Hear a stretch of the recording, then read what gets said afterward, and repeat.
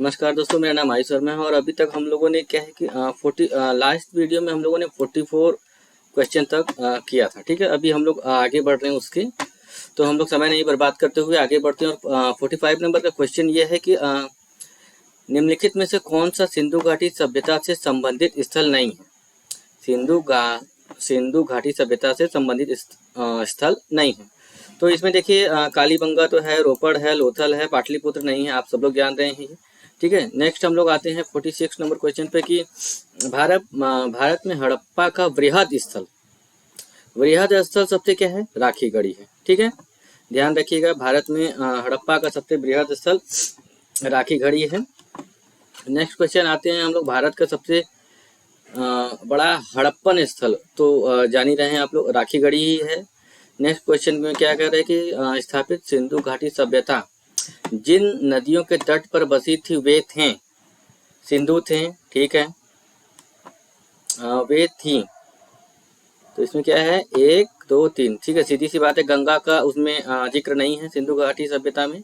सिंधु नदी का बहुत बार है, चिनाब है, झेलम है। ठीक है, नेक्स्ट क्वेश्चन पे हम लोग आते हैं, सिंधु घाटी के लोग विश्वास करते थे, किस पे विश्वास करते थे बताइए, मातृशक्ति पे तो विश्वास करते ही थे। ठीक है, बाकी दिया हुआ इसमें कंफ्यूजन है, इसलिए इसको स्टार बना हुआ है। तो ये इसमें देख लेते हैं हम लोग, सिंधु सभ्यता की लिपि को अभी तक पढ़ी नहीं जा सकी थी, इस कारण उन लोगों के धार्मिक विश्वास के बारे में निश्चित तौर पे कुछ नहीं कहा जा सकता था। ठीक है, लेकिन उत्खनन में प्राप्त स्त्रियों की मूर्ति जो है मातृशक्ति के बारे में अनुमान लगाया जाएगा। ठीक है, और पुरुष आकृतियों से शिव की पूजा अनुमानित होती है, अग्निकुंड यज्ञ वेदिकाएं भी प्राप्त हुई हैं। ठीक है, इसलिए इसके उत्तर में थोड़ा सा कंफ्यूजन है। ठीक है, तो लेकिन मातृशक्ति तो सबसे स्पष्ट है इसमें। नेक्स्ट हम लोग आते हैं, सिंधु घाटी के लोग पूजा करते थे, सिंधु घाटी के लोग पशुपति की पूजा करते थे स्पष्ट है एकदम। मोहनजोदड़ो एवं हड़प्पा की पुरातात्विक खुदाई के प्रभारी थे।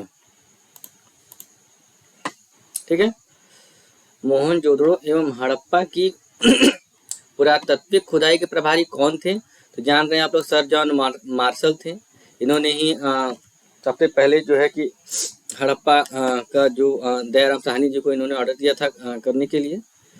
नेक्स्ट उसके बाद है, सिंधु घाटी सभ्यता को खोज निकालने में जिन 2 भारतीयों का नाम जुड़ा है वे हैं राखल दास बनर्जी और दयाराम साहनी। सीधी सी बात है। ठीक है, देखिए इसका पर्पज ये है कि हम लोग बहुत तेजी से रिवाइज कर रहे हैं, हम लोग इसके एक्सप्लेनेशन पे बहुत ज़्यादा नहीं जा रहे हैं, क्योंकि एग्जाम नज़दीक है, पढ़ तो सब लोग लिए होंगे, सिर्फ हम लोग का पर्पज रिवाइज करना है। इसको बहुत जल्दी हम लोग स्पीड में रिवाइज कर रहे हैं। ठीक है, कौन सा सुमेलित नहीं है, देखिए हड़प्पा दयाराम साहनी ये तो क्लियर है। ठीक है, लोथल का उत्खनन एस.आर. राव ने किया था, ये भी ठीक है। सूट कोतड़ा का उत्खनन जे.पी. जोशी ने किया था, ये भी ठीक है। धौलावीरा को उत्खनन वी.के. थापड़ नहीं बल्कि आर.एस. बिष्ट ने कराया था। ठीक है, अतः जो है कि डी जो है इसमें सही नहीं है।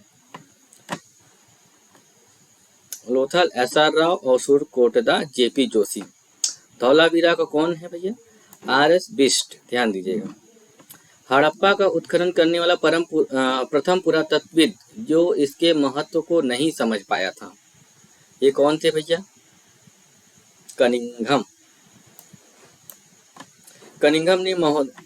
कनिंघम महोदय ने भारतीय उपमहाद्वीप के ऐतिहासिक महत्व के टीलों की खोज की थी, किंतु वह हड़प्पा के टीले के महत्व को नहीं समझ सके। नेक्स्ट क्वेश्चन क्या है 55 नंबर की, हड़प्पा और मोहनजोदड़ो के उत्खनन से संबंधित नहीं थे, कौन नहीं थे संबंधित, वी.ए. स्मिथ नहीं थे। ठीक है, राखल दास बनर्जी तो जान ही रहे हैं आप लोग। ठीक है, बनर्जी के अतिरिक्त देखिए के.एन. दीक्षित, अर्नेस्ट मैके, ठीक है, स्टील ए घोष, जे.पी. जोशी आदि ने भी सभ्यता की खोज में महत्वपूर्ण योगदान दिया था। ठीक है, और वी.ए. स्मिथ इसके संबंधित से नहीं है, बल्कि वे क्या हैं, वे भारतीयविद एवं कला इतिहासकार के रूप में प्रसिद्ध थे। नेक्स्ट क्वेश्चन है, सिंधु सभ्यता की विकसित अवस्था में निम्नलिखित में से किस स्थल से घरों में कुओं के अवशेष मिले हैं।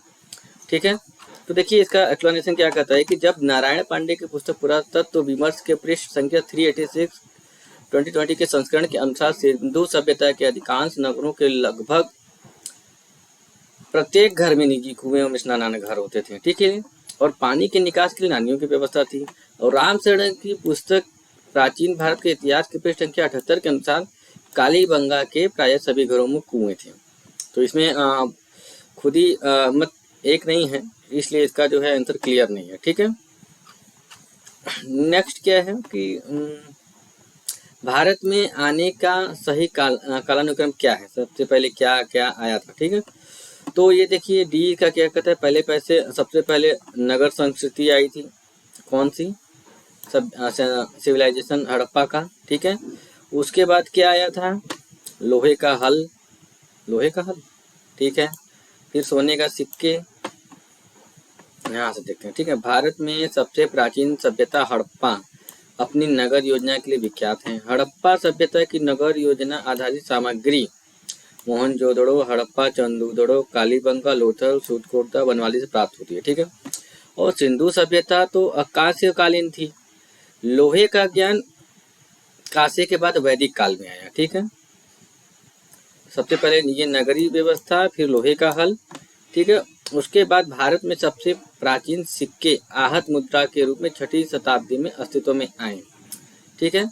फिर उसके बाद आहत मुद्रा के चांदी के सिक्के, फिर लास्ट में जब हिंद यवन आए तो उन्होंने सोने के सिक्के सबसे पहले भारत में चलाए, जिनकी संख्या कुशाल काल में बढ़ी। सर्वप्रथम मानवों ने निम्न धातु का प्रयोग किया था। सर्वप्रथम मानव ने किस धातु का प्रयोग किया था, पता है आपको, तांबा का प्रयोग किया था। तांबा जो है पाषाण काल में ही चला था, ठीक है। हाथी का दांत पैमाना, हाथी का दांत जो है हड़प्पा के किस जगह से मिला था, ये मिला था आपके लोथल, ठीक है, लोथल से मिला था हाथी का दांत। नेक्स्ट क्या है, हड़प्पा कालीन स्थलों में अभी तक की धातु की प्राप्ति नहीं हुई है। लोहा की प्राप्ति नहीं हुई थी, सीधी सी बात थी, ठीक है। निम्नलिखित में तो कौन सा स्थल घग्गर और उसकी सहायक नदियों की घाटी भी स्थित है, वो है बनवाली, ठीक है। हरियाणा स्थित बनवाली जो है हड़प्पाई नगर स्थल घग्गर एवं उसकी सहायक नदियों की घाटी में स्थित है। अब देखिए इसमें क्या है, नीचे ये कुछ सही उत्तर चुने। सही उत्तर क्या है, मोहनजोदड़ो, हड़प्पा, रोपड़, कालीबंगा, सिंधु घाटी सभ्यता के प्रमुख स्थल हैं, ये तो बिल्कुल सही है, ठीक है। हड़प्पा के लोगों ने सड़कों नालियों के जाल के साथ नियोजित शहरों का विकास किया था, ये भी बिल्कुल सही है। हड़प्पा के लोगों को धातुओं का उपयोग का पता नहीं था, नहीं गलत है भाई, उनको तो खाली सिर्फ लोहे का नहीं जानकारी था, बाकी तो था उससे पहले, जैसे कि तांबा वो पहले ही आ चुका था, ठीक है। और उसके बाद चांदी के आभूषण, ये सब कांसा, ये सब की जानकारी तो थी उन लोगों को। नेक्स्ट है क्या क्वेश्चन की मोहनजोदड़ो तथा हड़प्पा नगर अब विलुप्त हो गए हैं, वह खुदाई के दौरान प्रकट हुए थे, ठीक है। तो इसका क्या है, बिल्कुल सही है, ठीक है। मोहनजोदड़ो जो है पाकिस्तान है, हड़प्पा जो है वो भी पाकिस्तान है।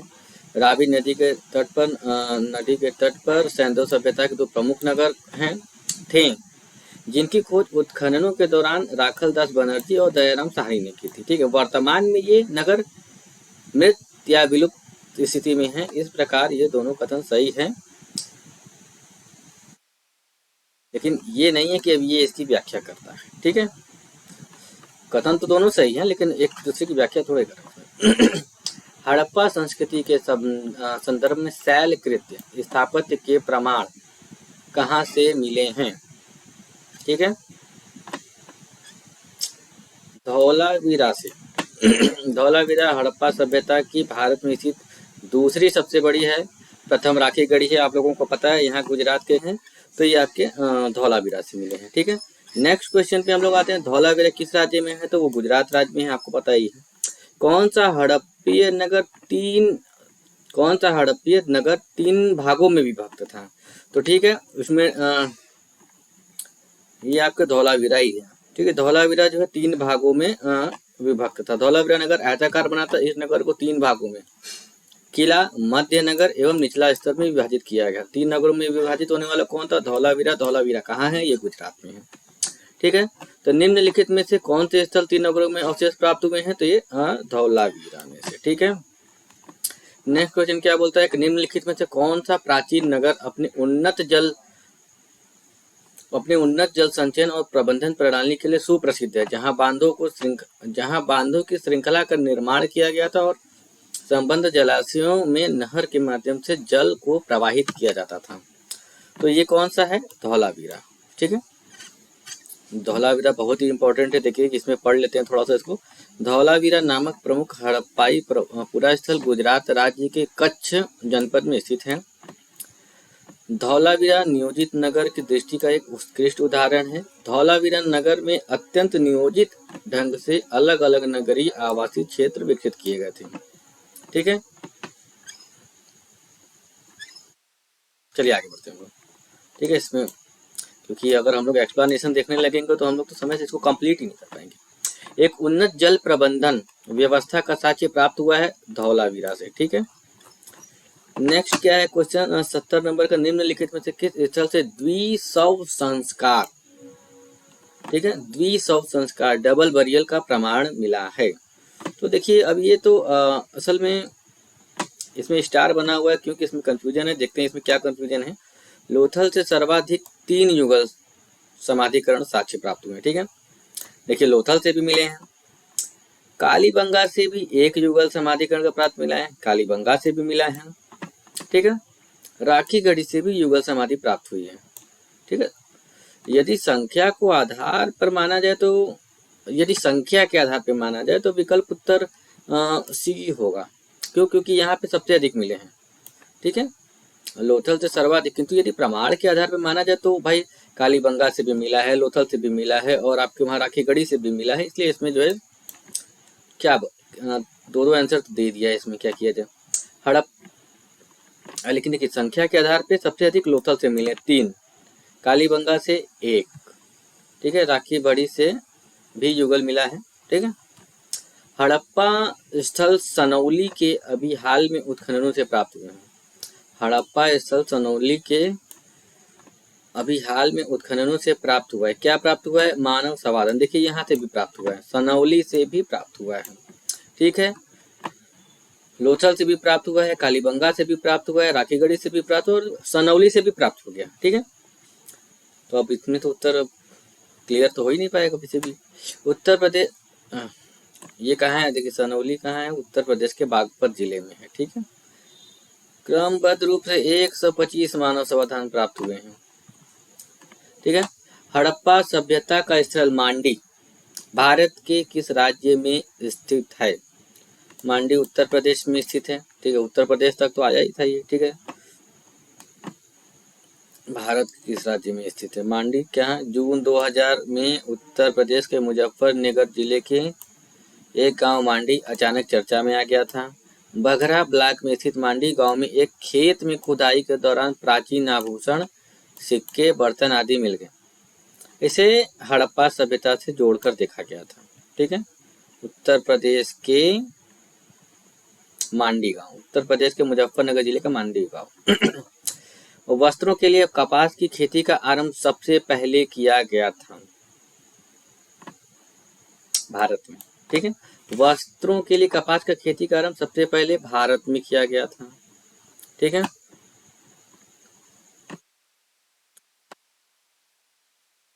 अब देखिए क्या कर रहे हैं कि निम्नलिखित में कौन से सिंधु सभ्यता के लोगों का सही चित्रण करते हैं। ठीक है, अब देखिए क्या है इसमें। उनके विशाल महल और मंदिर होते थे। मंदिर तो मिला नहीं है, मंदिर तो नहीं मिला है ना। देवी देवताओं दोनों की पूजा करते थे। ठीक है, वे युद्ध में घोड़ों द्वारा खींचे गए रथों का प्रयोग करते थे। रथ कहाँ मिला है भैया? तो इसमें क्या उत्तर है? केवल 2। मतलब वे पूजा तो देवी देवताओं की करते ही थे, मंदिर तो वहां हालांकि नहीं मिले थे, और रथ कहाँ मिला था उसमें? रथ का तो कुछ ऐसा सिस्टम था नहीं। तो ठीक है,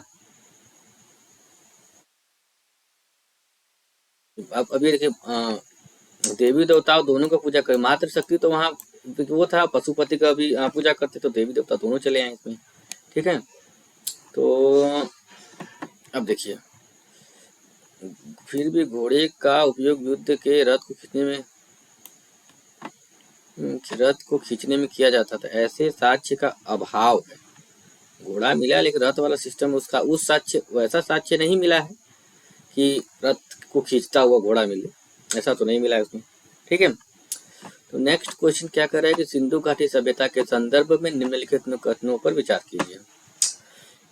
यह प्रमुखतः लौकिक सभ्यता थी, ठीक है, तथा उसमें धार्मिक तत्व यद्यपि उपस्थित था। धार्मिक तो उसमें कुछ थे, ऐसा तो है नहीं, लेकिन वर्चस्वशाली नहीं था। ठीक है, ठीक है। नेक्स्ट क्या कहता है कि उस काल में भारत में कपास वाला तो मिला ही, सूती वस्त्र तो मिला ही था, ये तो क्लियर है। लौकिक सभ्यता भी थी, ठीक है, धार्मिक तत्व मिले ही थे वहां पे। नेक्स्ट क्या कहता है, निम्न स्थानों पर किसी एक स्थान पर सिंधु घाटी सभ्यता से संबंध विख्यात वृषभ मुद्रा प्राप्त हुई। वृषभ मुद्रा भी प्राप्त हुई, कहाँ से मिला है? अरे भैया मोहनजोदड़ो। ठीक है, वृषभ मुद्रा, ये देखिए इंपॉर्टेंट लग रहा है।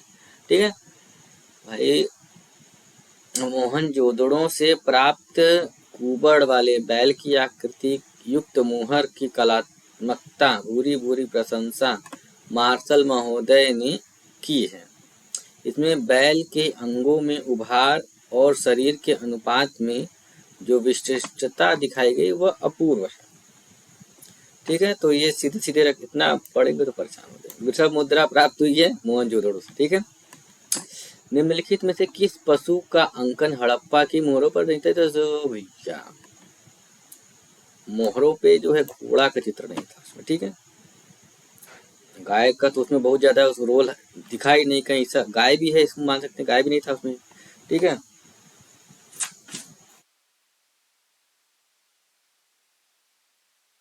सॉरी, तो सी इसका उत्तर हो गया भैया। मोहरों पर जो है घोड़ा का चित्र नहीं था। ठीक है, किस पशु के अवशेष सिंधु घाटी की सभ्यता में प्राप्त नहीं हुए हैं? अवशेष देखिए, शेर के तो भी अवशेष नहीं प्राप्त हुए हैं। ठीक है, गाय, हाथी अवशेष मिला है। ठीक है, किंतु घोड़े का अवशेष के बारे में मतभेद है। ठीक है, और शेर का तो उल्लेख ही नहीं है। ठीक है, ध्यान दीजिएगा, घोड़े के बारे में मतभेद है उस आपस में ही। ठीक है, गाय और हाथी का कहीं कहीं अवशेष मिल गया है। ठीक है, लेकिन शेर नहीं मिला उसमें। ठीक है, मृण पट्टिका पर उत्कीर्ण सिंह युक्त देवता की कृति कहाँ से प्राप्त हुई है? बहुत इजी है भैया, कालीबंगा के मृण पट्टिका पर एक दोहरे सिंह वाले देवता का अंकन है। ठीक है, और ऐसा ही जो है मोहनजोदड़ो से भी मिला है। ठीक है, निम्नलिखित में से कौन सी सभ्यता नील नदी के तट पर पनपी? नील नदी के तट पर भैया वो तो मिस्र की सभ्यता थी। ठीक है, कहते हैं ना, नील नदी की देन है मिस्र सभ्यता। तो निम्नलिखित सभ्यताओं का उत्तर से दक्षिण की ओर का सही क्रम डी, एजटेक, माया, मुइस्का, इनका। देखिए भैया इसको याद कर लीजिए चो मार के। ठीक है, एजटेक, माया, मुइस्का, इनका। ठीक है, एक्सप्लेनेशन में जाएंगे तो परेशान रहेंगे। लेखन कला की उचित प्रणाली विकसित करने वाली सर्वप्रथम प्राचीन सभ्यता थी कौन थी? सुमेरिया सभ्यता। लेखन कला की उचित प्रणाली विकसित करने वाली सर्वप्रथम प्राचीन सभ्यता थी सुमेरिया की सभ्यता। ठीक है, इतना हम लोगों ने पढ़ लिया। देखिए पाषाण काल तक पढ़ लिया। ठीक है, पाषाण काल के बाद वह सिविलाइजेशन हो गया, हड़प्पा सिविलाइजेशन हो गया। अब हम लोग आते हैं वैदिक काल पे। ठीक है, बहुत ही देखिए स्पीड से हम लोग पढ़ रहे हैं। ठीक है, ऐसा हम लोग बहुत अंदर डीप में नहीं जा रहे हैं इसमें। ठीक है, क्योंकि डीप में तो उतना मजे से पढ़ ही रहते सब लोग आप लोग। ठीक है, लेकिन अब हम लोग क्या सिर्फ रिवाइज करने के उद्देश्य से हम लोग फटाफट इसको करेंगे। ठीक है, देखिए पहला क्वेश्चन है, वैदिक सभ्यता में आर्य क्या इंगित करता है? आर्य करता है श्रेष्ठ वंश। आर्य का मतलब होता है श्रेष्ठ वंश, सीधे सीधे, ठीक है। क्लासिकी संस्कृति में आर्य का क्या महत्व है भैया? एक उत्तम व्यक्ति, ठीक है। आर्य का आर्य शब्द का अर्थ यही है। सबसे पुराना वेद जान ही रहे होंगे आप लोग, ऋग्वेद है, ठीक है। त्रयी नाम है। त्रयी, त्रयी क्या है? तीन वेदों का, ठीक है। त्रयी का मतलब सीधे सीधे तीन समझिए, तीन वेद हैं। मौसम कहाँ से आ जाएगा इसमें भी, ठीक है, वैदिक काल में, ठीक है। त्रयी, ऋग्वेद, यजुर्वेद, सामवेद को वेद त्रयी। कौन कौन से वेद को? ऋग्वेद को, यजुर्वेद को और सामवेद को वेद त्रयी कहा गया, ठीक है। किस वैदिक ग्रंथ में वर्ण शब्द का उल्लेख सर्वप्रथम मिलता है?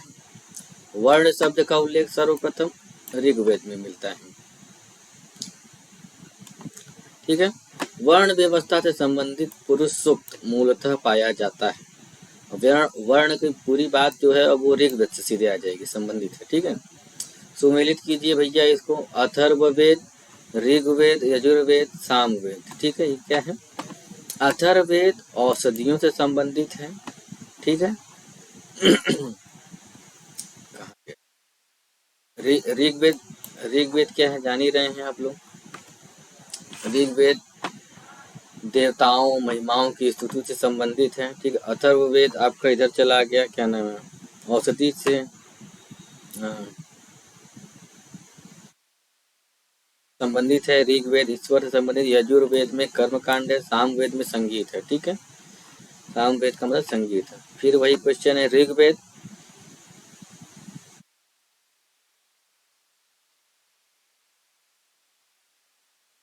ऋग्वेद स्रोत एवं प्रार्थनाएं, यजुर्वेद स्रोत एवं कर्मकांड, सामवेद संगीत, अथर्ववेद वही तंत्र मंत्र, वशीकरण तंत्र मंत्र वाला सिस्टम है इसमें।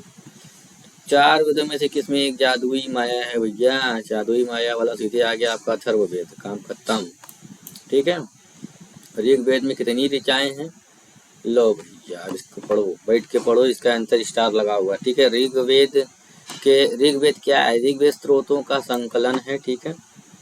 फिर को वो करें, इसका जो वो है ये क्या बोलते हैं, ऋग्वेद, ऐतरेय, सामवेद, पंचविश, अथर्ववेद, गोपथ, यजुर्वेद, शतपथ, ठीक है।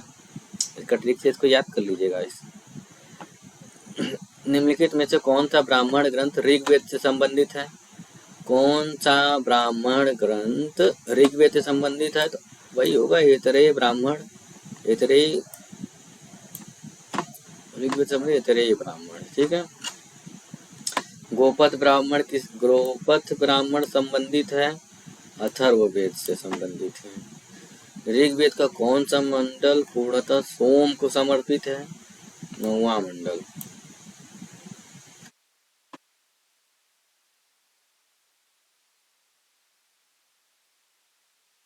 ऋग्वेद संहिता का 9वां मंडल किसको समर्पित है? तो भैया ये सोम और पेय पर नामकृत देवता। यज्ञ संबंधी विधि विधानों का पता चलता है। यजुर्वेद यज्ञ, यजुर्वेद यज्ञ, यजुर्वेद यज्ञ, ठीक है। यज्ञ यजुर, ठीक है। निम्नलिखित में से किसका संकलन ऋग्वेद पर आधारित है? किसका संकलन ऋग्वेद पर आधारित है? बी सामवेद का, ठीक है।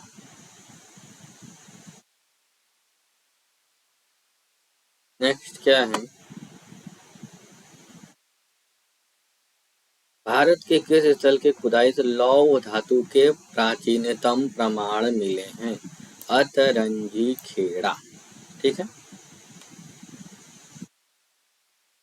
अब इसमें देखिए, अहिछत्र, अतरंजी खेड़ा, आलमगीरपुर, मथुरा, रोपड़, श्रावस्ती, कांपिल्य आदि स्थानों से खुदाइयों से लौह युगीन संस्कृति के अवशेष प्राप्त हुए हैं। अतरंजी खेड़ा से लौह धातु तथा धातु शोधन में प्रयुक्त होने वाली भट्टियां मिली हैं, जिनसे यह संकेत मिलता है कि यह लौह धातु को गलाने का कार्य स्थानीय रूप से यहाँ वहाँ होता था, ठीक है। उपनिषदें पुस्तकें हैं, किस पे पुस्तकें? उपनिषदें दर्शन पर है, ठीक है।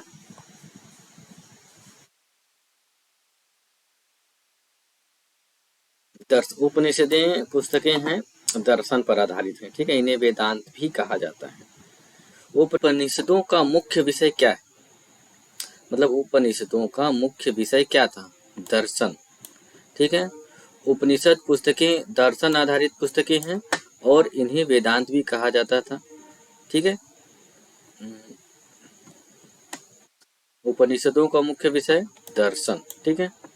नेक्स्ट है कि निम्नलिखित में से किस एक वैदिक साहित्य में मोक्ष की चर्चा मिलती है? तो उपनिषदों में मोक्ष की चर्चा है, ठीक है। वेदों में मोक्ष शब्द प्रयुक्त नहीं हुआ है, किंतु उपनिषदों में प्रथम बार मोक्ष शब्द की चर्चा मिलती है। यह शब्द श्वेताश्वर उपनिषद में पहली बार मोक्ष शब्द की चर्चा है। नेक्स्ट क्वेश्चन पे है, देखिए, अध्यात्म ज्ञान के विषय में नचिकेता और यम का संवाद किस उपनिषद में प्राप्त होता है? तो नचिकेता और यम का संवाद जो है कठोपनिषद में है, ठीक है। नेक्स्ट है नचिकेता आख्यान का उल्लेख मिलता है कठोपनिषद में, ठीक है। उपनिषद काल के राजा अश्वपति उपनिषद काल के राजा अश्वपति शासक थे। कहाँ के शासक थे? केकय, ठीक है। उपनिषदों में वर्णित राजाओं में विदेह के राजा जनक थे, पांचाल के राजा प्रवाहण जाबाली थे, केकय के राजा अश्वपति थे और काशी के राजा अजातशत्रु थे, ठीक है। काशी के राजा अजातशत्रु थे, ठीक है भैया। निम्नलिखित में से वैदिक साहित्य का सही क्रम कौन सा है? तो वैदिक साहित्य का सही क्रम है वैदिक संहिताएं, ब्राह्मण, आरण्यक और उपनिषद, ठीक है। देखिए अब क्या है कि रटना तो पड़ेगा और कोई रास्ता तो है नहीं, ठीक है। आरंभिक वैदिक साहित्य में सर्वाधिक वर्णित नदी, देखिए वैदिक साहित्य में जो सबसे अधिक वर्णित नदी है वो है सिंधु नदी, ठीक है। इसी कारण इसका उल्लेख ऋग्वेद में सर्वाधिक हुआ है। सिंधु नदी को उसके आर्थिक महत्व के कारण हिरण्यनी कहा गया था। देख रहे हैं सिंधु नदी सिंधु सभ्यता में तो थी और एक वैदिक काल में भी इसका जो है जिक्र है। वैदिक नदी अस्किनी की पहचान निम्नांकित नदियों में से किस एक के साथ की जाती है? ठीक है, अस्किनी जो है वो चिनाब नदी का नाम, ठीक है, चिनाब नदी। अस्किनी किसका नाम है? चिनाब नदी का नाम है। ऋग्वेद में निम्नांकित नदियों में से नदियों का उल्लेख अफगानिस्तान के साथ आर्यों के संबंध का सूचक है। कौन सी नदियां अफगानिस्तान के साथ आर्यों के संबंध को दर्शाती हैं? तो हैं आपका कुंभा और क्रोमो। ऋग्वेद में उल्लिखित कुंभा काबुल की, क्रोमो कुर्रम, गोमती गोमल एवं सुवास्तु नदियां अफगानिस्तान में बहती हैं। इन नदियों का उल्लेख स्पष्ट होता है कि आर्यों का अफगानिस्तान के साथ गहन संबंध था। वैदिक नदी कुंभा का स्थान कहाँ निर्धारित होना चाहिए? लो भैया, अफगानिस्तान अभी तुम लोग पढ़े हैं कि सब उधरे हैं, ठीक है। कुंभा काबुल, ठीक है, कहाँ निर्धारित होना चाहिए?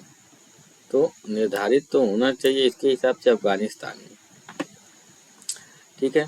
अभी देखिए नदियों का जो आधुनिक नाम, ठीक है, वैदिक नदियां हैं ये उसका आधुनिक नाम है। कुंभा नदी को अब काबुल नदी के नाम से जाना जाता है, परुष्ण नदी को रावी नाम, सदानीरा को गंडक के नाम से जाना जाता है, सुतुद्री नदी जो है सतलज नदी के नाम से अब जानी जाती है। कुंभा, काबुल नदी, परुष्णी, रावी नदी, सदानीरा, गंडक, ठीक है। धर्म अर्थ काम मोक्ष, तो भैया बहुत सिंपल सा है, इसको आप लगा ही लेंगे। धर्म अर्थ काम मोक्ष तो कहीं मुंह से भी निकल जाता है, ठीक है। ब्राह्मण, गृहस्थ, वान, संन्यास, चारों पुरुषार्थ धर्म, अर्थ, काम, मोक्ष वैदिक काल में नहीं थी, और मोक्ष की अवधारणा पहली बार उपनिषद में आई। ठीक है। उसी प्रकार आश्रम व्यवस्था का प्रचलन वेदोत्तर में हुआ, वेदोत्तर काल में। ठीक है। धर्म और ऋतु, धर्म तथा ऋत, धर्म तथा ऋत भारत की प्राचीन वैदिक सभ्यता के एक केंद्रीय विचार को चित्रित करते हैं। ठीक है। इस संदर्भ में निम्नलिखित कथनों पर विचार कीजिए। क्या विचार करना है? धर्म व्यक्ति के दायित्वों एवं स्वयं तथा दूसरों के प्रति व्यक्तिगत कर्तव्यों की संकल्पना था। धर्म जो है व्यक्ति के दायित्वों एवं स्वयं तथा दूसरों के प्रति व्यक्तिगत कर्तव्यों की संकल्पना था। ऋत मूलभूत नैतिक विधान थे जो सृष्टि में और उसमें अंतर्निहित सारे तत्वों के क्रियाकलापों का संचालित करता था। सही है भैया, 1 और 2 इसका आंसर यही है। ठीक है। नेक्स्ट क्वेश्चन क्या है? भारतीय संस्कृति के अंतर्गत ऋत का क्या अर्थ है? ऋत का अर्थ है प्राकृतिक नियम। ठीक है। ऋत का क्या अर्थ है? ऋत का अर्थ है प्राकृतिक नियम। निम्नलिखित वैदिक देवताओं में किसे उनका पुरोहित माना जाता है? बृहस्पति। निम्नलिखित वैदिक देवताओं में किसे उनका पुरोहित माना जाता है? बृहस्पति जी को वैदिक देवताओं का पुरोहित माना जाता है। ठीक है। बृहस्पति जी वैदिक देवताओं के पुरोहित। कौन सी ब्रह्मवादिनी थी जिसने कुछ वेद मंत्रों की रचना की? लोपामुद्रा। ठीक है। वैदिक साहित्य में कई ऐसी विदुषी स्त्रियों का उल्लेख मिलता है जिन्होंने वेद मंत्रों की रचना की, जैसे कि यथा अपाला, घोषा, विश्ववारा, लोपामुद्रा आदि। लोपामुद्रा अगस्त्य ऋषि की पत्नी थी। ठीक है। उसके बाद आइए, ऋग वैदिक काल में निष्क शब्द का प्रयोग एक आभूषण के लिए होता था, किंतु परवर्ती काल में उसका प्रयोग इस अर्थ में हुआ। किस अर्थ में? सिक्का। वैदिक काल में सोने के हार को निष्क कहा जाता था। ठीक है। निष्क का प्रयोग आने वाले सिक्कों के व्यवहार के मार्ग का निष्क के प्रयोग में सिक्का बाद में वो सिक्के में परिवर्तित हो गया। ऋग वैदिक काल में निष्क किस अंग का आभूषण था? गले का था भैया। ठीक है। हार था ना।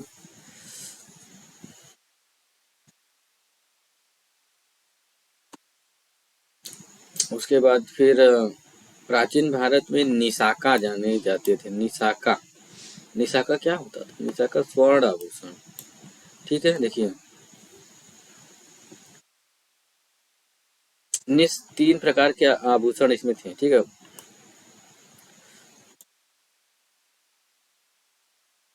निशाका या निष्क दोनों वही थे। ठीक है। दूसरे क्रम में सुवर्ण, तीसरे क्रम में मशाका। ठीक है। मशाका मूल्य की दृष्टि से सबसे निम्न और निशाका निम्न उच्च मूल्य वाली मुद्रा थी। ठीक है। निशाका उच्च मूल्य वाली और मशाका निम्न मूल्य वाली। ठीक है। बोगज कोई महत्वपूर्ण है। बोगज कोई क्यों महत्वपूर्ण है? बोगज कोई क्या है? यहाँ से देखिए, इसका आंसर है, यहाँ से प्राप्त अभिलेखों में वैदिक देवी देवताओं का नाम उल्लेख मिलता है। बोगज कोई से वैदिक देवताओं का नाम उल्लेख मिलता है। ठीक है। निम्नलिखित अभिलेखों में से कौन सा ईरान से भारत में आर्यों के आने की सूचना देता है? बोगज कोई ये सूचना देता है कि भैया अभिलेख ईरान से भारत आए। ठीक है।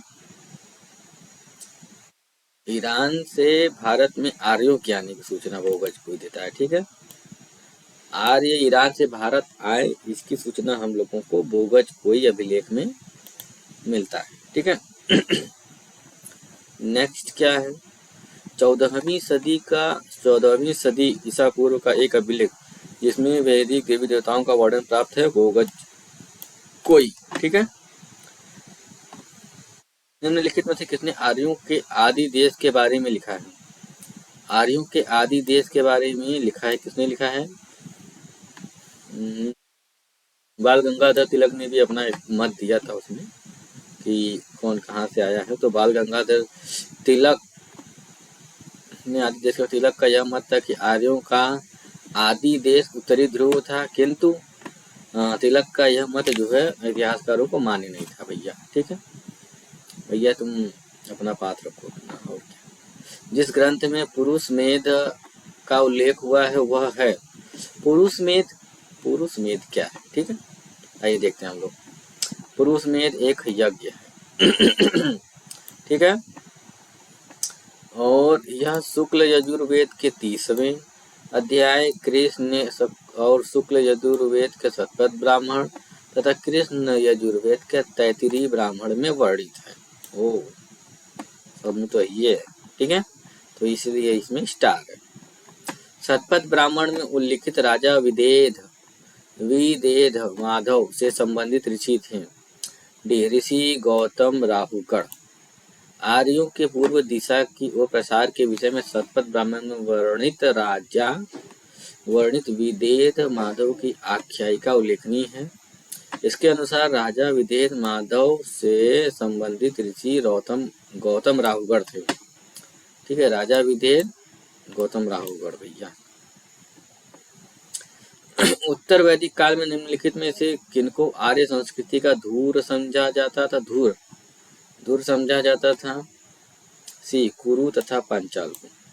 उत्तर वैदिक काल में नगरीकरण की प्रक्रिया आरंभ हो चुकी थी। ठीक है, हम कुरु पांचाल इस समय प्रमुख नगर बन गए थे तथा ये नगर उत्तर वैदिक सभ्यता के मुख्य केंद्र पर थे। केंद्र या धूर हब ओ हर थे। देखो भैया, धूर तो नहीं, हर केंद्र थे, केंद्र कुरु और पांचाल। ठीक है, गोत्र क्या है? गोत्र शब्द का प्रयोग सर्वप्रथम कहाँ हुआ है? गोत्र शब्द का सर्वप्रथम प्रयोग ऋग्वेद में हुआ है। गोत्र शब्द का प्रयोग सर्वप्रथम ऋग्वेद में हुआ है। पूर्व वैदिक आर्यों का धर्म प्रमुखतः था। पूर्व वैदिक आर्यों का धर्म क्या था भैया? प्रकृति पूजा और यज्ञ। ठीक है, प्रकृति पूजा और यज्ञ।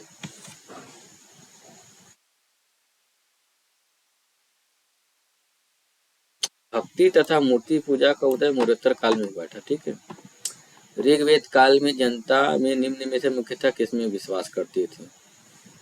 तो जो है जनता बलि एवं कर्म कांड पे विश्वास करती थी। किसमें? ऋग्वेद काल में जनता मुख्यतः बलि एवं कर्म कांड में विश्वास करती थी। प्रसिद्ध 10 राजाओं का युद्ध किस नदी के तट पर लड़ा गया था? तो परुष्णी नदी के। 10 राजाओं का युद्ध परुष्णी नदी जो रावी नदी है आधुनिक की के तट पर लड़ा गया, जिसमें भरतों के राजा सुदास की विजय हुई थी।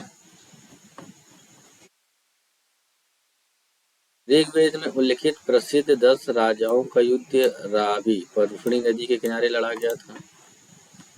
निम्नलिखित में से किस नदी को ऋग्वेद में माते तमा, देवी तमा एवं नदी तमा संबोधित किया गया है भैया? सरस्वती नदी को लोग बहुत पवित्र मानते थे उस समय। ठीक है, सरस्वती नदी जो है सरस्वती नदी को माते तमा, देवी तमा, नदी तमा कहा गया था। सबसे अच्छी माँ, सबसे अच्छी देवी और सबसे अच्छी नदी। ठीक है, उस जनजाति का नाम बताइए जो ऋग्वैदिक आर्यों के पंचजन से संबंधित नहीं। जैसे कीकट। कीकट क्या है? ऋग्वैदिक आर्यों के पंचजनों में यदु, दुरु, पुरु, अरनु, अनु, तुर्वसु शामिल है, किंतु कीकट नहीं है। कीकट नहीं है भैया। ठीक है, प्राचीन काल में आर्यों के जीविकोपार्जन का मुख्य साधन क्या था? प्राचीन काल में तो भैया कृषि था। ठीक है, आर्य जो थे ये तो यहाँ तो नगरीय सिस्टम था नहीं। आर्यों के समय पशुपालक था और कृषि संस्कृति रही है। ठीक है। ऋग्वेद में उल्लिखित यव जान ही रहे हैं आप लोग, जौ, यव, जौ। ठीक है। अब यव, जव, ठीक है। ब्रीही, ब्रीही मतलब चावल। ठीक है। ब्रीही चावल, यव, जौ। ठीक है। मुदक, मुदक मतलब मूंग, इच्छु मतलब गन्ना, इच्छु गन्ना, मुदक मूंग। ठीक है। ऋग्वैदिक पाड़ी किस वर्ग के नागरिक थे? ऋग्वैदिक पड़ी किस वर्ग के नागरिक थे? तो व्यापारी थे। पड़ी व्यापारी थे। पड़ी क्या थे? व्यापारी।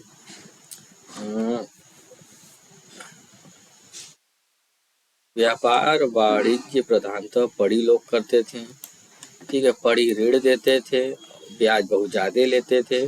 उन्हें बेकनाट यानी सुदखोर भी कहा गया है, किसको? पड़ी को। ठीक है। वैदिक युग में प्रचलित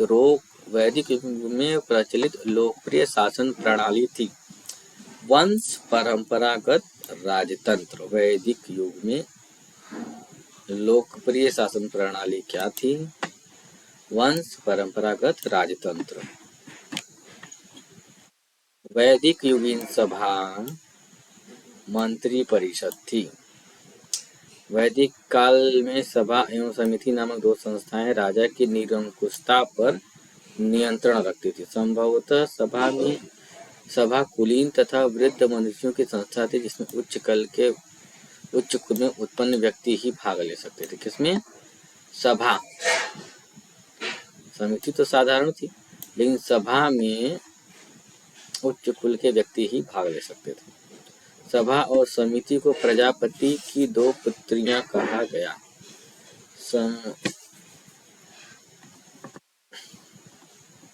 सभा और समिति को प्रजापति की दो पुत्रियां कहा गया है। किसमें कहा गया है? अथर्ववेद में। ठीक है। ऋग्वैदिक जनसभा को न्यायिक कार्यों, ऋग्वैदिक जनसभा जो न्यायिक कार्यों से संबंधित थी, ठीक है, वो सभा कहलाती थी। ठीक है। सभा, समिति, विदत। सभा, समिति एवं विदत तीन जो है ऋग्वैदिक कालीन जनतांत्रिक संस्थाएं थी। ठीक है। और ऋग्वेद में सभा का 8 बार उल्लेख हुआ है। आयुर्वेद अर्थात जीवन का विज्ञान का उल्लेख सर्वप्रथम मिलता है अथर्ववेद में। अथर्ववेद का ही पार्ट है आयुर्वेद। ठीक है। ऋग्वैदिक धर्म था, क्या था? बहुदेववादी। ऋग्वैदिक धर्म बहुदेववादी था, बहुत सारे देवताओं का इसमें वो था। सर्वाधिक ऋग्वैदिक सूक्त समर्पित है इंद्र को, समर्पित है सर्वाधिक सूक्त इंद्र को। निम्नलिखित में से किसे ऋग्वेद में युद्ध देवता समझा जाता है? युद्ध देवता इंद्र को ही कहते थे। ठीक है। ऋग्वेद में सर्वाधिक संख्या मंत्र संबंधित हैं। ऋग्वेद में सर्वाधिक संख्या में मंत्र संबंधित है अग्नि से। सर्वाधिक संख्या में मंत्र इंद्र को समर्पित है, किंतु वह प्रश्न के विकल्प नहीं।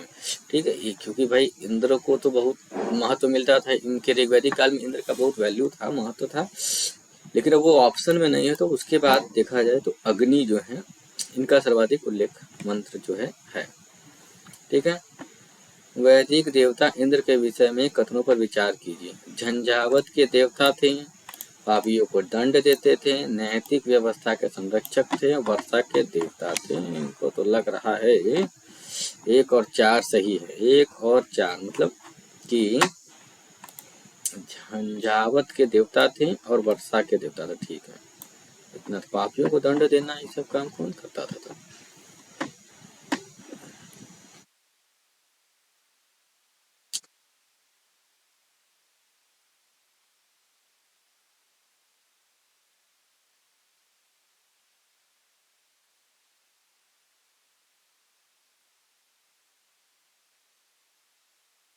एक 4 तो सही, उसमें विकल्प ये वाला भी सही है इसमें कि पापियों को दंड देते थे, लेकिन 1 2 4 तो इसमें दिया ही नहीं।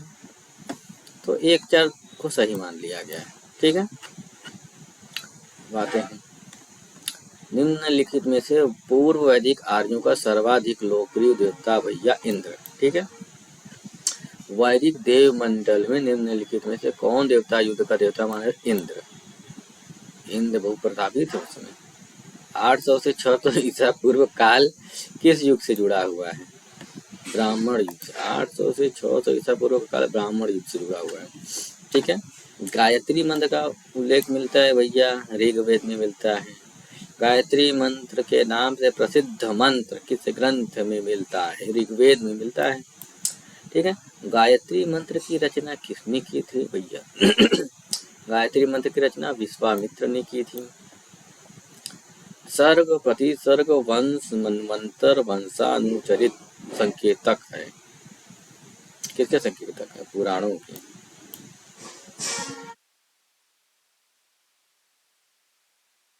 सर्ग प्रतिसर्ग वंश मनवंतर वंशानुचरित सिद्धांत है सब। ठीक है, किसके सिद्धांत है भैया? पुराणों के। पुराणों की संख्या कितनी है आप तो बता ही सकते हैं इसको। 18 है। ठीक है, इसकी रचना लोमहर्ष ऋषि तथा उनके पुत्र उग्रश्रवा द्वारा की गई थी। श्रीमद् भागवत गीता मौलिक रूप से किस भाषा में लिखी गई थी? संस्कृत भाषा में लिखी गई थी। ठीक है, श्रीमद् भागवत गीता मौलिक रूप से संस्कृत भाषा में लिखी गई थी। यह प्राचीन धार्मिक ग्रंथ महाभारत का ही एक भाग है। ठीक है, महाभारत मूलतः किस रूप में जानी जाती है? महाभारत जय संहिता के रूप में जानी जाती है। ठीक है, महाभारत के प्रारंभिक रचना काल में 8800 श्लोक थे। इसे जय संहिता के नाम से जाना जाता है। महाभारत का दूसरा संस्करण भारत था जिसमें श्लोकों की संख्या 24,000 थी।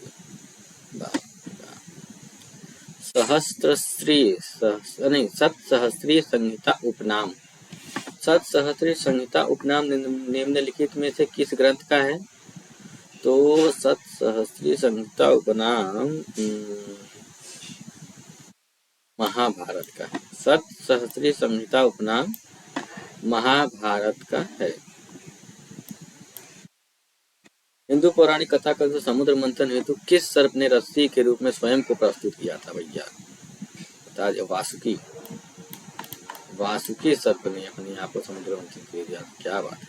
हिंदू पौराणिक कथा के अनुसार समुद्र मंथन हेतु मथानी के रूप में मंद्रांचल पर्वत तथा रस्सी के रूप में सर्पों के राजा वासुकी का प्रयोग किया गया था। सर्पों के राजा है वासुकी। किस काल में अछूत की अवधारणा स्पष्ट रूप से उद्धृत हुई भैया? धर्मशास्त्र के समय में जो है, धर्मकांत के समय में 4 वर्ण ब्राह्मण क्षत्रिय वैश्य शूद्र ये सब लाइट में आ गए। तो तो जब ये सब ब्राह्मण क्षत्रिय वैश्य शूद्र का सिस्टम आ गया तो उसमें छुआछूत होने लगा फिर। ठीक है, तो धर्मशास्त्र जो है उसमें बहुत ज्यादा उद्धृत हुई। सत्यमेव जयते मुंडकोपनिषद से लिया गया। ये तो बहुत ईजी है, तो आप कई बार पढ़े होंगे। ठीक है, सत्यमेव जयते भैया फिर वही बात है, मुंडकोपनिषद से लिया गया है। भारतीय प्रतीक पर उत्कीर्ण सत्यमेव जयते मुंडकोपनिषद से लिया गया है। तमसो माँ ज्योतिर्गमय कथन है। क्या है ये? तमसो माँ ज्योतिर्गमय यह उपनिषदों का कथन है और बृहदारण्यक उपनिषद से लिया गया। इसका अर्थ है अंधकार से प्रकाश की ओर। बृहदारण्यक उपनिषद से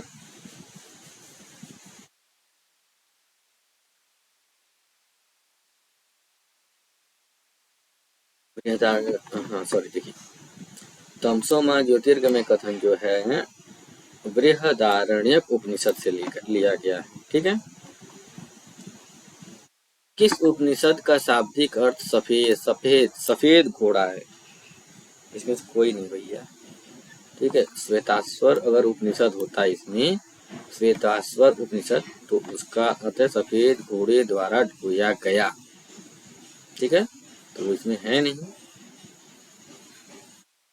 सत्यकाम जाबाल की कथा जो अनब्याही मां होने के लांछन को चुनौती देती है उल्लिखित है सी छांदोग्य उपनिषद में। ठीक है, सत्यकाम जाबाल महर्षि गौतम के शिष्य थे। ठीक है, जिनकी माता का नाम जबाला था।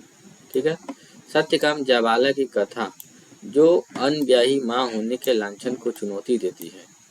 ठीक है, इनकी कथा छांदोग्य उपनिषद में है। छांदोग्य उपनिषद में है। ऋग्वेद की मूल लिपि क्या थी? ब्राह्मी लिपि थी भाई। ऋग्वेद में कुल 10 मंडल हैं, 1028 सुक्तक हैं। ऋग्वेद के पुरोहित को होता कहा जाता था। ऋग्वेद के पुरोहित को होता कहा जाता था। वैदिक कर्म कांड में होता का संबंध ऋग्वेद से है। ठीक है, अवेस्ता ऋग्वेद में, अवेस्ता और ऋग्वेद में समानता है। अवेस्ता किस क्षेत्र से संबंधित है? अवेस्ता जो है ईरान से संबंधित है। ठीक है, अवेस्ता और ऋग्वेद दोनों भाषिक समानताओं के कारण आर्यों की सभ्यता से संबंधित माने जाते हैं, किंतु अवेस्ता जो है ईरान क्षेत्र से संबंधित है। वैदिक काल में किस जानवर को अघन्या माना गया है? सी गाय को। अघन्या का मतलब क्या होता है? जिसको नहीं मारना चाहिए। ठीक है, गाय की हत्या, उसको घायल करने वाले व्यक्ति को मृत्युदंड देश निकाला की व्यवस्था वेदों में की गई थी भैया। अघन्या। ठीक है, ऋग्वेद में अघन्या का प्रयोग हुआ है गाय के लिए। ऋग्वेद में कई परिच्छेदों में प्रयुक्त अघन्य शब्द जो है वो गाय के लिए है। 93 वाला क्वेश्चन क्या कहता है? ऋग्वेद कालीन आर्य कवच शिरस्त्राण का उपयोग करते थे, जबकि सिंधु घाटी सभ्यता के लोग वो में इनके उपयोग का कोई साक्ष्य नहीं मिलता है। ठीक है, ऋग्वेद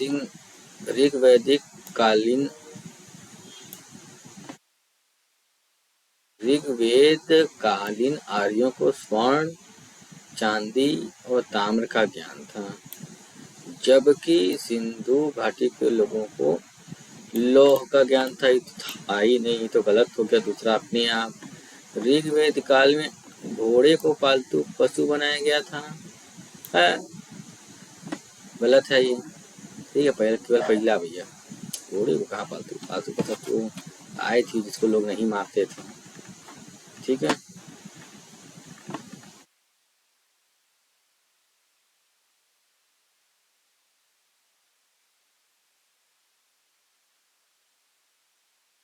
ऋग्वैदिक कालीन आर्यों ने घोड़े को पालतू पशु बना लिया था। अरे ये तो दिया है, ऋग्वैदिक कालीन आर्यों ने घोड़े को, जिसकी सहायता से वे युद्धों में विजय प्राप्त करते थे।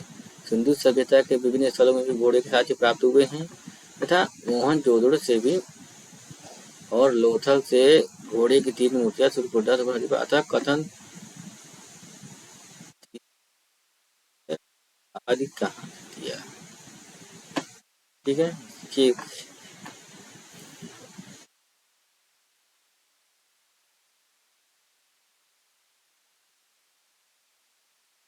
कथन 3 भी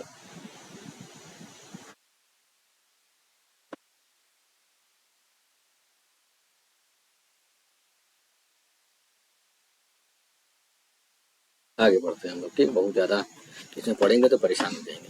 ऋग्वैदिक काल के प्रारंभ में निम्न में से किसे महत्वपूर्ण मूल्यवान संपत्ति समझा जाता था? ठीक है, तो ऋग्वैदिक काल में गाय को महत्वपूर्ण संपत्ति समझा जाता था। अब ये देखिए भैया, सिंधु सभ्यता नगरी थी, ऋग्वैदिक काल जो है कृषक था। ठीक है, बाकी उसके आगे टिक लगा लीजिएगा। सिंधु घाटी सभ्यता नगरी थी। उत्तर वैदिक काल कृषक था और ऋग्वैदिक काल जो है चरागाह था। उत्तर वैदिक काल कृषक था, ऋग्वैदिक काल चरागाह। ठीक है, पशु वाला मैटर। मध्यकाल में जमींदारी वाला सिस्टम था। ऋग्वैदिक काल चारागाह से संबंधित, उत्तर वैदिक काल कृषक था। सीधे सीधे प्राचीन भारतीय समाज के प्रसंग में निम्नलिखित शब्दों में से कौन सा शब्द शेष 3 के वर्ग का नहीं है? कुल गोत्र वंश, काम खत्म। कोष तो जो है सबसे अलग है। कोष भंडार से संबंधित है। ठीक है, संस्कारों की कुल संख्या 16 है, सीधी सीधी बात है। ठीक है। जीविकोपार्जन में तो वेद वेदांग को पढ़ाने वाला अध्यापक क्या कहलाता था?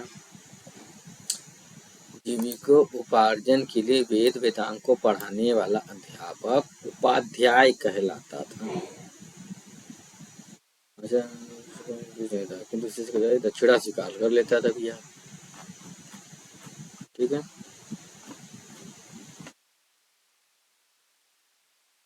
अब हम लोग आ गए बौद्ध धर्म पे। ठीक है, बौद्ध धर्म और जैन धर्म को पढ़ने के लिए तो बहुत कुछ है। ठीक है, लेकिन अब हम लोग इसको पढ़ेंगे नहीं, सीधे क्वेश्चन आंसर करेंगे। ठीक है, सीधे सीधे क्वेश्चन आंसर।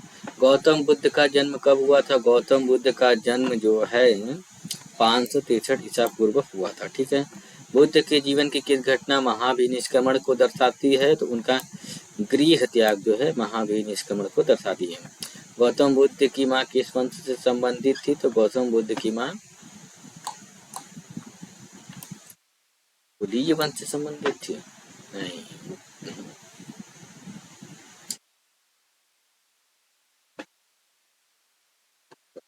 देखने लगेंगे तो बड़ा दिक्कत हो जाएगा ना।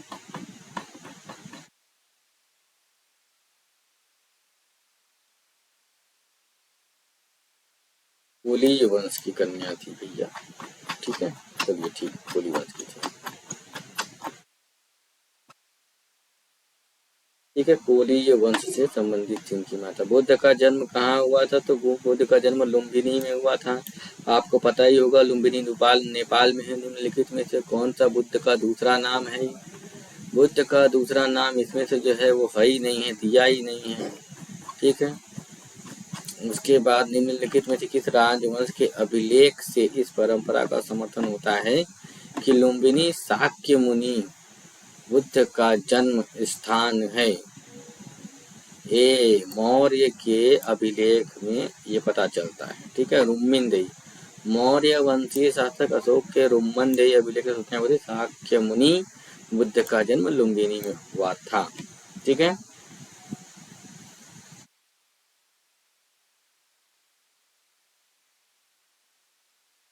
निम्नलिखित में से कौन एक अशोक का अभिलेख इस परंपरा की पुष्टि करता है कि गौतम बुद्ध का जन्म लुम्बिनी में हुआ था? तो रुम्मिनदेही। ठीक है, निम्नलिखित में से किस राजा के एक अभिलेख से सूचना मिलती है कि अशोक के अभिलेख से मिलती है सूचना? ठीक है, महात्मा बुद्ध का महापरिनिर्वाण कहाँ हुआ था भैया? कुशीनगर में महापरिनिर्वाण हुआ। महापरिनिर्वाण कहाँ हुआ था? तो कुशीनगर में हुआ था। गौतम बुद्ध का महापरिनिर्वाण जिस राज्य में हुआ था वह है, बड़ा मिस्टेक हो गया इसमें। ठीक है, सी मल्ल। गौतम बुद्ध का महापरिनिर्वाण जिस राज्य में हुआ था वह मल्ल। महात्मा बुद्ध का महापरिनिर्वाण किसके गणतंत्र में हुआ था? तो मल्लों के गणतंत्र में। ठीक है, गौतम बुद्ध ने किस स्थान पर निर्वाण प्राप्त किया था भैया? बोध गया। महापरिनिर्वाण मंदिर अवस्थित है कुशीनगर में। कहाँ अवस्थित है? कुशीनगर में महापरिनिर्वाण मंदिर अवस्थित है। निम्नलिखित राज्यों में से किनका संबंध बुद्ध के जीवन से था? बुद्ध के जीवन से किनका संबंध था भैया? तो सी मतलब 3 कौशल और मगध। कौशल एवं मगध महाजनपद बुद्ध के जीवन से गौतम ने अपनी शिक्षा प्रचार प्रसार के लिए मगध एवं कौशल दोनों राज्यों में भ्रमण किया था। गौतम बुद्ध ने। ठीक है, गौतम बुद्ध द्वारा अपने धर्म में दीक्षा किया जाने वाला अंतिम व्यक्ति कौन था जिसको उन्होंने दीक्षा दिया था? गौतम बुद्ध ने अपने आखिरी के शिष्य को दिया था। अपने जीवन के अंतिम वर्ष गौतम बुद्ध अपने शिष्य चुंद के यहाँ गए थे। चंदू, कहीं कहीं चंदू लिखा जाता है कि यहाँ पहुंचे, कि यहाँ पावा पहुंचे। ठीक है, शुकर माधव भोज्य पदार्थ सामग्री खाने से वे अतिसार रोग से पीड़ित हो गए थे। फिर वे पावा से कुशीनगर चले गए। यहीं पर सुभद्र को उन्होंने अपना अंतिम उपदेश दिया था। कहाँ दिया था? सुभद्र को अंतिम उपदेश गौतम बुद्ध ने दिया था। बुद्ध द्वारा रूपांतरित निम्न व्यक्तियों में से कौन सा अंतिम था? सुभद्र अंतिम व्यक्ति था जिसे बुद्ध ने ज्ञान दिया था। बुद्ध ने अपने जीवन की अंतिम वर्षा ऋतु कहाँ बिताई थी? वैशाली में। बुद्ध ने अपने जीवन की अंतिम वर्षा ऋतु वैशाली में बिताई थी। निम्नलिखित में से कौन सा एक बौद्ध मत में निर्वाण की अवधारणा को सर्वश्रेष्ठ व्याख्या करता है? निर्वाण तृष्णा रूपी अग्नि का शमन। ठीक है। अलार कलाम कौन थे? अलार कलाम बुद्ध के अलार कलाम बुद्ध के गुरु थे। ठीक है।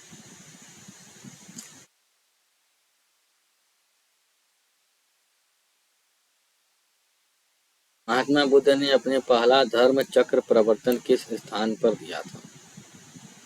ठीक है, तो वो था आपका सारनाथ। धर्म चक्र प्रवर्तन मतलब उपदेश।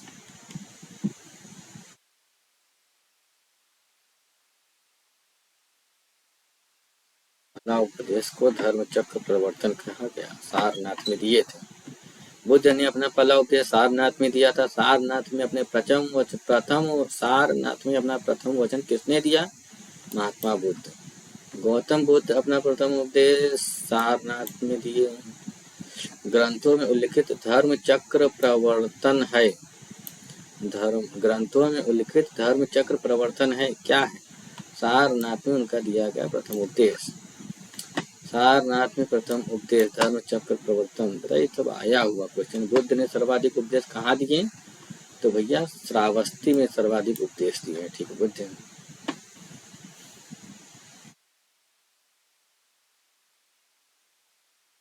बुद्ध कौशाम्बी किसके राज्यकाल में आए थे? उदयन के राज्यकाल में। ठीक है।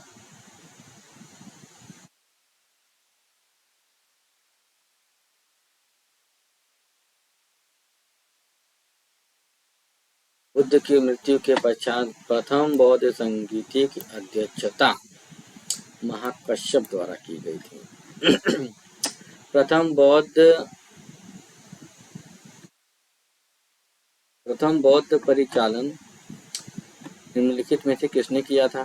तो महाकश्यप ने किया था, अध्यक्षता उसका। सप्तपर्णी गुफा कहाँ स्थित है? सप्तपर्णी गुफा राजगृह में स्थित है। भगवान बुद्ध के परिनिर्वाण के बाद पहली बौद्ध संगीति हुई थी। तो पहली बौद्ध संगीति जो है आपका राजगृह के राजगीर में हुई थी। ठीक है। कश्मीर में कनिष्क के शासनकाल में जो बौद्ध संगीति हुई थी उसकी अध्यक्षता वसुमित्र ने किया था। बौद्ध धर्म की महायान शाखा औपचारिक रूप से किसके शासनकाल में प्रकट हुई थी? कनिष्क के समय महायान की शाखा प्रकट हो गई। कनिष्क के शासनकाल में बौद्ध सभा किस नगर में आयोजित की गई थी? कश्मीर के कुंडल वन में कनिष्क के समय ये किया गया था। इस शासक के शासनकाल में चतुर्थ बौद्ध संगीति किया। कनिष्क के समय चतुर्थ बौद्ध संगीति परिषद हुई थी कनिष्क के शासनकाल में। इसमें से किस शासक ने चतुर्थ बौद्ध संगीति में अध्यक्षता किया था और कश्मीर में आयोजित किया था? ठीक है। कनिष्क। बुद्ध में देवत्वारोपण निम्नलिखित पर विचार कीजिए। बुद्ध में देवत्वारोपण, बोधिसत्व के पद पर चलना, मूर्ति उपासना तथा अनुष्ठान। ठीक है। ये जो है बुद्ध की महायान की मत है। ठीक है। तीनों सही है। बुद्ध में देवत्वारोपण, बोधिसत्व पद पर चलना, मूर्ति की उपासना तथा अनुष्ठान। उपर्युक्त में कौन सी विशेषताएं महायान बौद्ध मत की हैं? क्या है विशेषताएं? बुद्ध में देवत्वारोपण, बोधिसत्व के पथ पर चलना और मूर्ति उपासना तथा अनुष्ठान। ठीक है, अब हम लोग आगे बढ़ते हैं। निम्नलिखित 4 स्थानों में हुई बौद्ध संगीतियों का सही कालक्रम बताएं। भैया सीधी सी बात है, सबसे पहले जो है राजगीर में हुआ था, ठीक है, फिर वैशाली में हुआ, फिर पाटलिपुत्र, लास्ट में कुंडलवन में। बात करता हूँ, ठीक है। द्वितीय बौद्ध संगीति का आयोजन वैशाली में हुआ था, ठीक है। तृतीय का कहाँ हुआ था भैया? पाटलिपुत्र में हुआ था। प्रथम बौद्ध संगीति का आयोजन अजात शत्रु के शासनकाल में हुआ था। निम्नलिखित में से किस नगर में प्रथम बौद्ध सभा आयोजित की गई थी भैया? राजगीर में। निम्नलिखित में से किस शासक ने द्वितीय बौद्ध सभा का आयोजन किया था? द्वितीय बौद्ध सभा का आयोजन जो है कालाशोक ने किया था। बुद्ध से संबंधित देख लीजिए भैया, सी वाला है। जन्म कहाँ हुआ था? लुम्बिनी में हुआ था, क्लियर है, ठीक है। उसके बाद फिर क्या हुआ था? ज्ञान प्राप्ति इनको बोध गया में हुई थी, ये भी ठीक है। प्रथम वचन सारनाथ में दिए थे, ठीक है। निधन इनका आप लोग जान रहे कुशीनगर में हो गया था। इसमें देखिए बहुत सारा गलत भी प्रिंट है। कुशीनारा। भारतीय कला में बुद्ध के जीवन की किस घटना का चित्रण मेरे के साहित्य चक्र द्वारा हुआ है? सी प्रथम उपदेश मेरे के साहित्य चक्र द्वारा हुआ है। भारतीय कला में बुद्ध के जीवन का प्रथम उपदेश का चित्रण मृग सहित चक्र द्वारा हुआ है। बुद्ध ने अपना प्रथम उपदेश सारनाथ में मृगदाव हरिण वन में दिया था। जन्म पता है, जन्म का क्या है साइन? जन्म का मतलब कमल का फूल। प्रथम धर्म चक्र प्रवर्तन प्रमाण महाबोधि बोधि वृक्ष गृह त्याग घोड़ा, ठीक है, घोड़ा गृह त्याग। करमापा लामा तिब्बत के बुद्ध संप्रदाय के किस वर्ग का है? करमापा लामा बुद्ध संप्रदाय किस वर्ग का है? कंग्युपा। करमापा लामा कंग्युपा, सीधे सीधे, ठीक है। अब देखिए जो है कि बुद्ध के विषय में क्या सही है। उनका जन्म कपिलवस्तु में हुआ था, ठीक है। उनका जन्म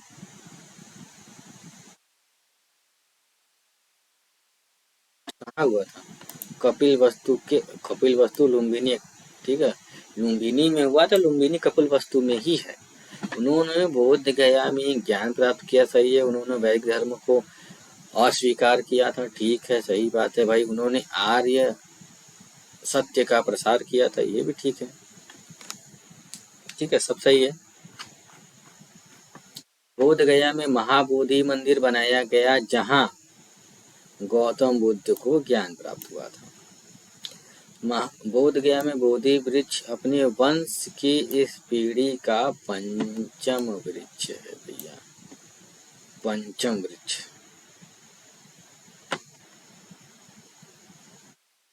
निम्नलिखित में कौन सा बौद्ध पवित्र स्थल निरंजना नदी पर स्थित था? पारुश्री। बोध गया जो है निरंजना नदी के पर स्थित था, ठीक है। बुद्ध के उपदेश किससे संबंधित हैं?